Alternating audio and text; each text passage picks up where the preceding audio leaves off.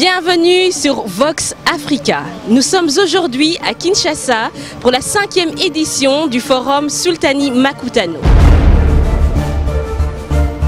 Booster la croissance et la compétitivité en RDC, leviers innovants, telle est la thématique de la 5e édition du forum Sultani Makutano qui a ouvert ses portes ce vendredi 6 septembre.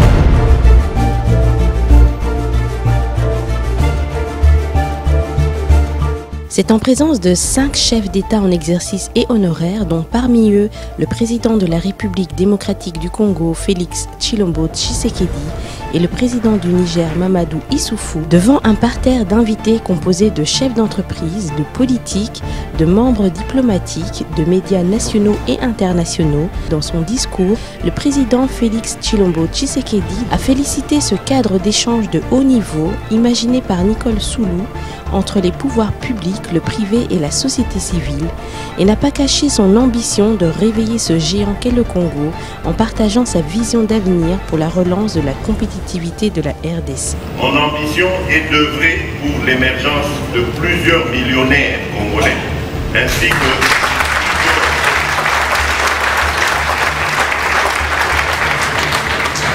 que plusieurs essaims de PME et de PMI à travers le pays qui vont créer de l'emploi. Distingués invités, mesdames et messieurs, la relance de la croissance et l'appropriation de l'économie par nos concitoyens nous mettent en présence d'un triple défi. Celui des capacités, du financement et surtout de la volonté politique d'œuvrer pour l'intérêt de la nation dans un monde ouvert. Anthony Kinzo, directeur général de l'Agence nationale pour la promotion des investissements, n'a cessé de marteler qu'en parlant d'investir en République démocratique du Congo, il fallait en finir avec les clichés. Quelle est l'image de la RDC à l'extérieur? Que dit-on que nous sommes? Nous assistons donc à une caricature, probablement une perception. On parle d'Ebola, on parle de corruption, on parle de mauvaise gouvernance, on parle de tellement de choses. Je voudrais dire à ces personnes, nous avons ici 4 chefs d'État qui sont arrivés de plusieurs horizons. Le passeport congolais ne devrait-il pas à nouveau être respecté? Nous parlons aujourd'hui de croissance. Nous parlons aujourd'hui de leviers innovants pour booster cette croissance et la compétitivité de la RDC. Oui, il nous en faut. Et pour ce faire, il en découle donc un ferme engagement et de la responsabilité de tous, du premier au dernier citoyen, de s'appliquer, d'y travailler et de travailler sans relâche à bâtir une image positive de la RDC. Un pays aux multiples opportunités d'affaires, où les investisseurs, tant domestiques qu'étrangers, peuvent s'y établir et exercer leurs activités en toute liberté, dans la sécurité juridique et judiciaire. Une puissance économique en devenir au regard de ses potentialités. À l'heure de la reconquête de son économie et de son développement, la République démocratique du Congo se trouve à la croisée des chemins avec l'avènement d'un nouveau président et la création de la zone de libre-échange continentale qui vise l'intégration régionale et le développement intégral du continent africain. L'Afrique, notre Afrique, ne peut et ne doit plus être perçue comme un simple marché pour les autres. Il est grand temps qu'elle se diversifie et se valorise pour jouer un rôle majeur à l'échelle du monde. Et il semble évident que cela ne se fera pas sans le Congo, au vu de son potentiel et de sa situation géostratégique au cœur du continent. Nous sommes donc particulièrement fiers de cette dynamique que nous avons impulsée entre Congolais résonne aujourd'hui un peu partout en Afrique. Et fiers aussi de penser qu'avec d'autres réseaux amis, nous mettons en œuvre le projet panafricain des Kwame Nkrumah, Thomas Sankara, Patrice Emery Lumumba, Léopold Sédar Senghor, Jomo Kenyatta ou Nelson Mandela pour une Afrique en mouvement, unie et solidaire. Ce Sultani Makutano offre un espace qui permet aux chefs d'entreprise africains de se parler, de se faire confiance, de créer des synergies, de mutualiser leurs atouts respectifs pour rendre nos entreprises compétitives, pérennes et résistantes aux chocs exogènes. Le réseau se positionne également comme plateforme de réflexion et d'échange sur les causes de la fragilité de notre système économique et social. Il se veut force de proposition pour tracer les schémas à mettre en musique dans le but de s'approprier individuellement et collectivement les rênes de notre économie détenues à ce jour par d'autres.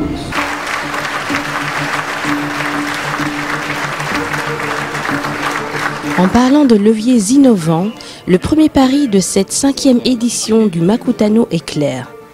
Ne pas être un forum de plus constatant uniquement ce qui aurait dû être fait et qui ne l'a pas été, mais un forum qui explore des solutions macroéconomiques nouvelles. Ce forum, ça fait le 5e.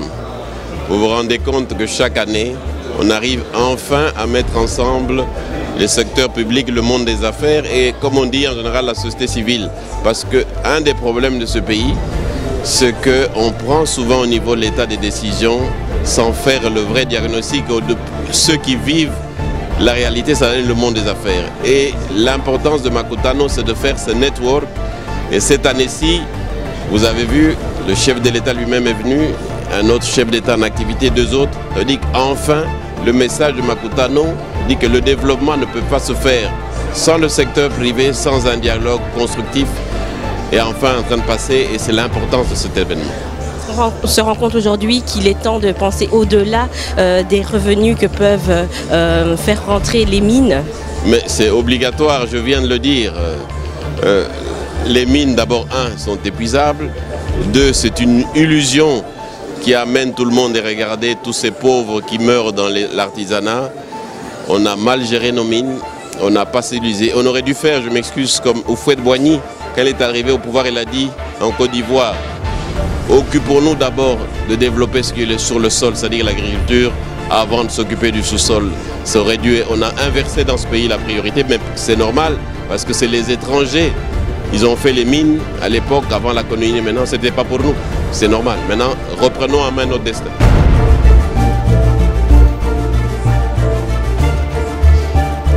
On parle à longueur de forum du potentiel formidable dont regorge l'Afrique, du potentiel formidable dont regorge le Congo ici présent. Mais que fait-on de tout ce potentiel ? Ben justement, il est temps de le transformer. Le potentiel, on le connaît. On sait précisément que nos sous-sols, notamment là, on est en RDC, regorgent de matières premières de qualité. C'est des sols qui sont extrêmement riches, qu'on nous envie, qui suscitent aussi pas mal de conflits et de problématiques. Aujourd'hui, il est temps que les Africains prennent leurs responsabilités, arrivent à transformer leurs matières premières, arrivent à utiliser toute leur potentialité, parce que on a tendance à le dire, là on parlait de l'image de marque. C'est vrai que le préalable pour construire une image de marque pays qui soit positive, qui soit constructive et qui vienne au service du développement économique du pays, c'est important, mais il y a des préalables. Et les préalables, c'est entre autres le fait de pouvoir saisir les défis, les prendre à bras le corps et de se dire que sur les sujets d'énergie, sur les sujets d'infrastructure, la faiblesse des infrastructures dont nous souffrons malheureusement dans la plupart de nos pays, créons des entreprises qui viennent apporter les solutions, qui viennent construire ces routes, qui viennent alimenter les besoins énergétiques dont nous avons besoin pour avoir de vraies industries. Comment faire pour attirer des investisseurs étrangers, développer le tourisme, promouvoir le Made in RDC ou encore peser dans le concert des nations lorsque le pays souffre d'une image pays négative à l'international? C'est ce à quoi ont dû répondre les panélistes de cet atelier portant sur l'image pays et le benchmark. Quelle est la stratégie du chef de l'État dans le changement de l'image pays de la RDC? Écoutez, je ne sais pas si vous avez suivi nos échanges, mais elle est très simple. C'est déjà d'être visible, de pouvoir porter la voix de la RDC sur la scène régionale, mais aussi internationale, d'une part. C'est aussi de pouvoir, même ne serait-ce qu'en interne, pouvoir offrir aux Congolais justement un changement dans le bien-être et dans le social qui fasse qu'ils puissent se sentir bien chez eux et qu'ils n'aient pas besoin d'aller immigrer ou aller voir ailleurs si l'herbe est plus verte. Et autre chose, c'est à travers tous nos sportifs, tous nos acteurs culturels, c'est aussi de les valoriser parce que quand on les valorise, on valorise notre culture, on valorise notre dignité, celle d'être congolais, celle d'être africain. Et en fait, sans pouvoir entrer dans tous les détails, mais c'est un petit peu toutes ces stratégies qu'au niveau de la présidence, nous sommes en train de mettre en place pour sortir des chantiers battus et ne pas avoir une communication un peu formelle, comment dirais-je, formelle ou encore du déjà vu. On essaye vraiment de faire les choses autrement et différemment. Vous avez déjà rencontré une femme blanche qui porte un pagne, comment elle est fière d'avoir bien porté ce pagne? Et nous-mêmes, on a honte, on préfère s'habiller sur des noms, des grands couturiers. Quand on vous respecte, quand vous avez mis du je ne sais quoi, je refuse même de citer des noms. Mais si vous mettez juste un pagne, des fois on vous regarde de haut parce que vous avez porté un pagne, parce que vous avez porté ce magnifique collier. On risque de vous traiter... Vous savez, un jour j'ai mis ça, on m'a dit Karaba. On vous traite de tous les noms en fait. Aujourd'hui, il y a eu Beyoncé ou je ne sais qui d'autre qui a porté. On s'est rendu compte que Rihanna a porté un pagne. Moi aussi je peux porter un pagne avec une chemise.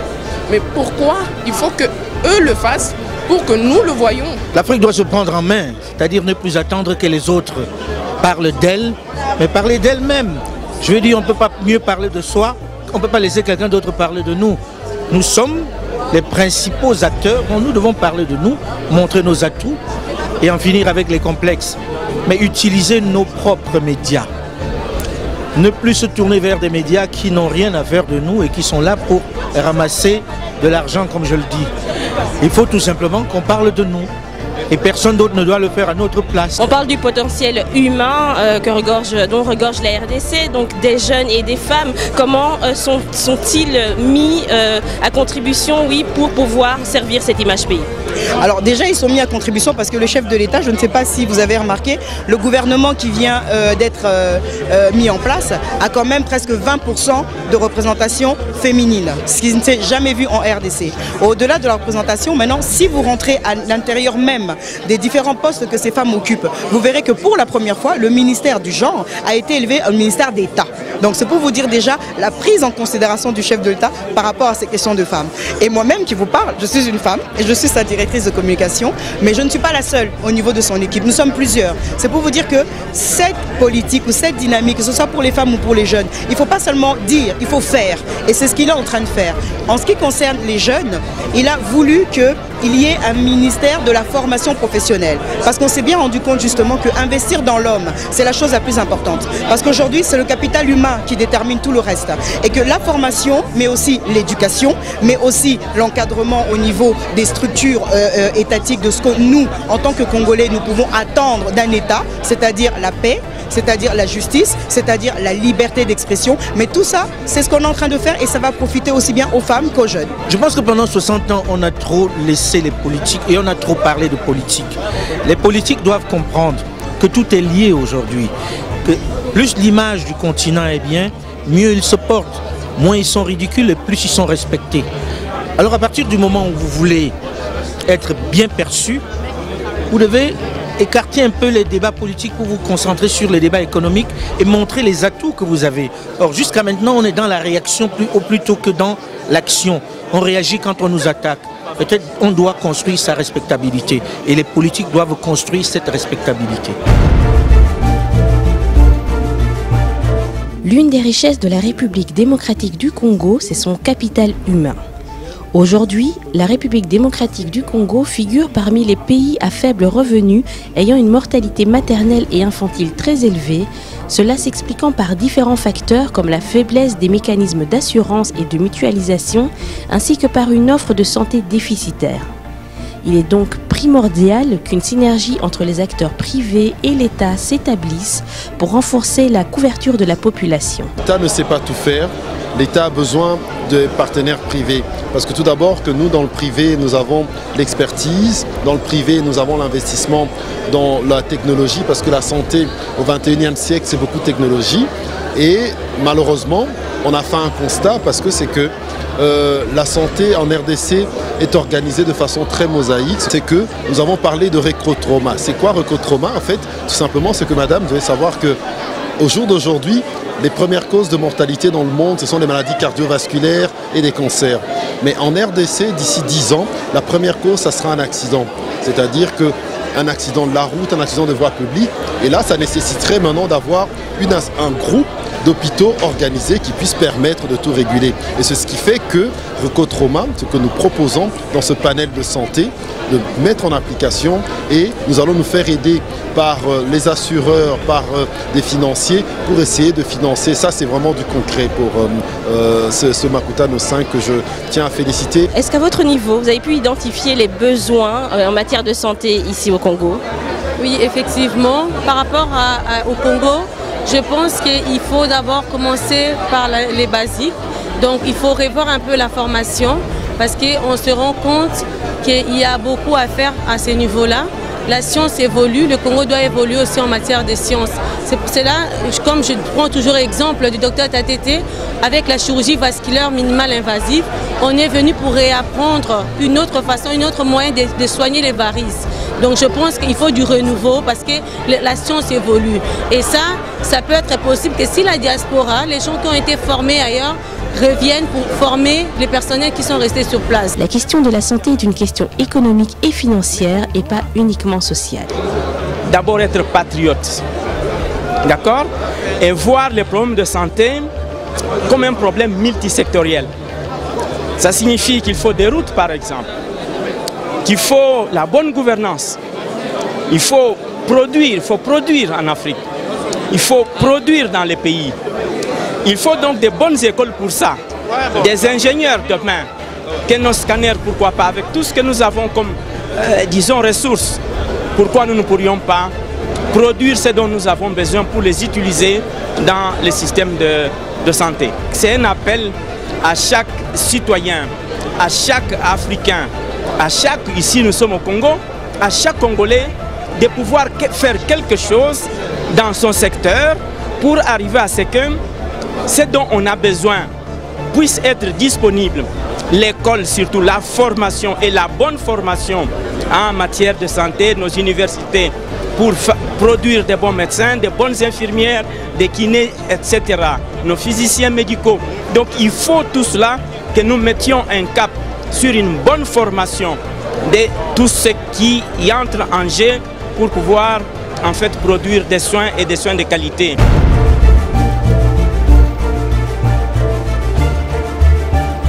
Depuis 2 ans, le groupe Jeune Afrique a créé à travers son initiative Africa CEO Forum le premier réseau uniquement réservé aux femmes pour répondre à la problématique de la représentativité des femmes dans les conseils d'administration. Ce réseau, organisé en 6 clusters sur l'Afrique tout entière, est dirigé pour l'Afrique centrale par 2 clusters managers, Valérie Neil et Nicole Soulou, gérant 8 pays, dont la République démocratique du Congo. Fort du succès des premières activités depuis 2018, Nicole Soulou et Valérie Neil se sont donné comme pari lors du forum Makutano de réunir près de 200 femmes pour l'objectif de ce réseau qui est de privilégier les réflexions qui influenceront les législations et les politiques pour un meilleur équilibre entre les femmes et les hommes au poste de direction.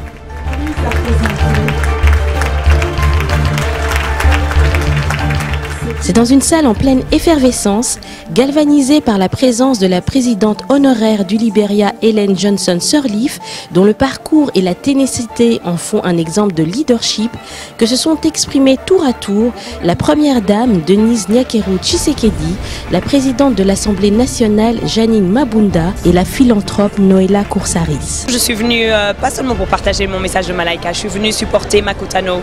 Je pense que c'est très important que nous tous en tant qu'Africains et Congolais, on se supporte, on s'élève, on s'aide.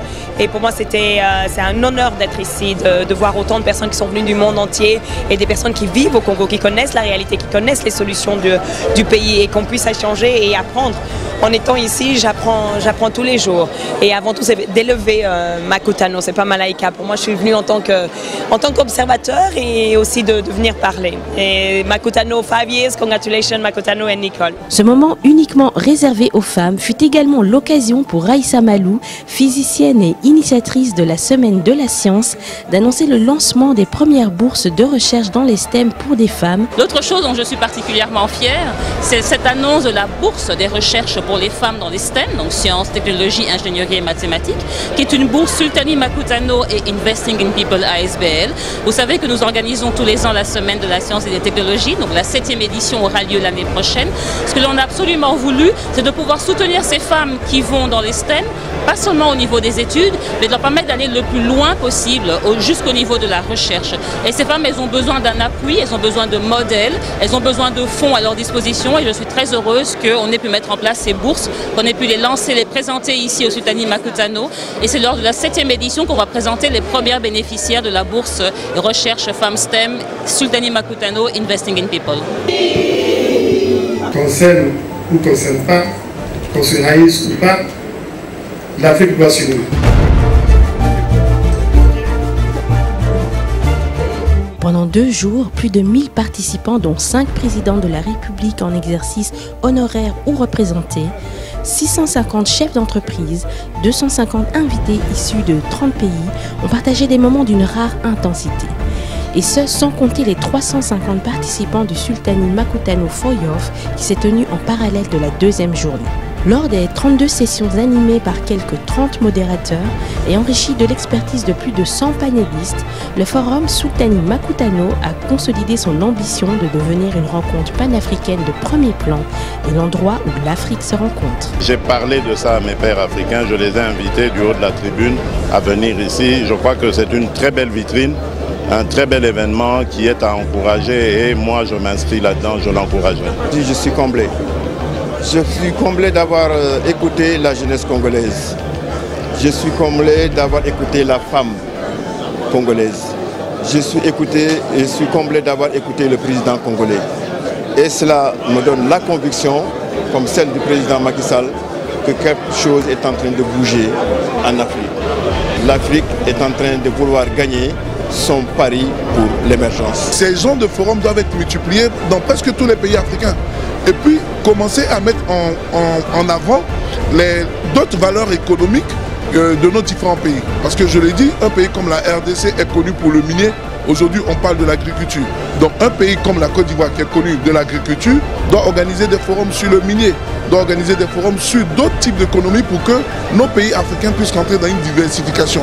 Et c'est quand nous offrons des opportunités de diversification, c'est seulement comme ça que les investisseurs viendront vers nos différents pays. Parce qu'un investisseur ne vient pas sur un terrain qui est déjà saturé, mais vient vers de nouvelles opportunités. On vient de Kigali. Vu que le Makutano c'est un événement totalement au secteur privé, une dynamique, un réseau d'affaires des opérateurs du secteur privé, c'est une dynamique que nous avons compris qui peut aller dans le sens de donner un boost aussi à la dynamique de la ZLECA, comme les chefs d'État viennent de le dire, parce que la ZLECA, c'est une initiative à la base politique, mais qui, en s'appuyant avec les mécanismes des opérateurs du secteur privé, peut amener des bénéfices énormes pour le développement de l'Afrique, un développement intégral, un développement participatif et inclusif. Et nous, en tant qu'Africains, en tant qu'amoureux de l'Afrique, on pense que le moment est venu pour nous d'arriver à des nouvelles dynamiques. Ce qu'on attend de ce forum, c'est que comme les gens se rencontrent ici, les investisseurs, les dirigeants politiques, les Africains,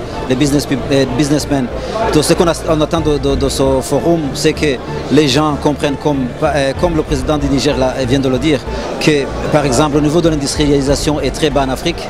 Et pour nous, c'est très important que les gens comprennent que l'Afrique doit nourrir l'Afrique. Quand on parle des chaînes de valeur, comme le président Niger a dit, toutes les transformations sont faites à l'extérieur. Donc nous, en tant que des investisseurs dans l'agroalimentaire, on attend à ce que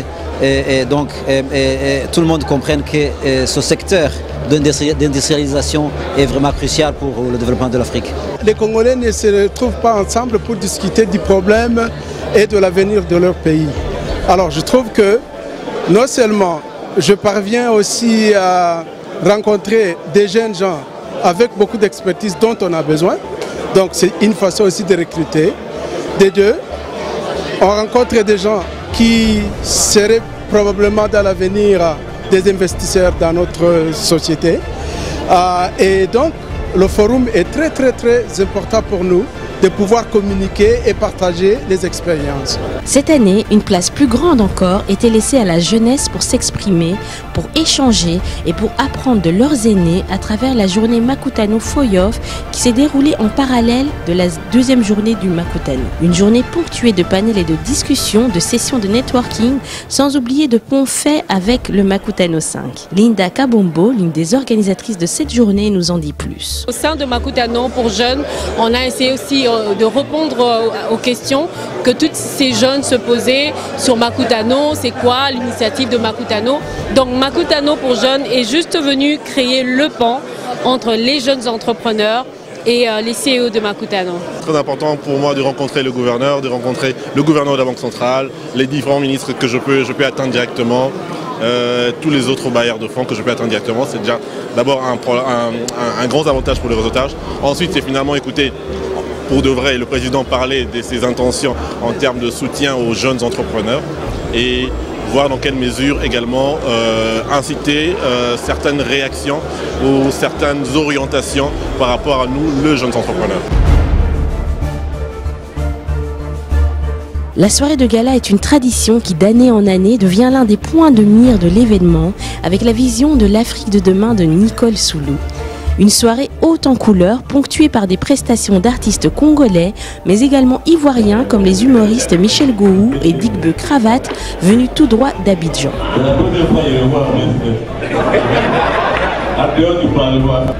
C'est en présence du président de la République démocratique du Congo, Félix Tshilombo Tshisekedi, du président honoraire du Ghana, John Dramani Mahama, présent pour la deuxième année consécutive, de la présidente honoraire du Libéria, Helen Johnson Sirleaf, et de centaines d'invités qu'ont été décernés les Makutano Awards, qui ont à nouveau récompensé et mis en lumière l'excellence congolaise. Merci à toutes les équipes de Vox Africa et merci à vous de nous avoir suivis.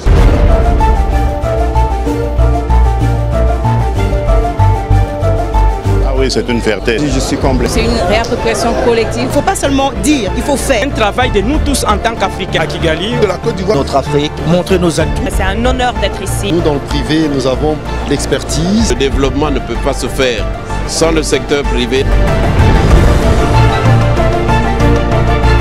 Quand le Congo s'éveillera, l'Afrique prospérera.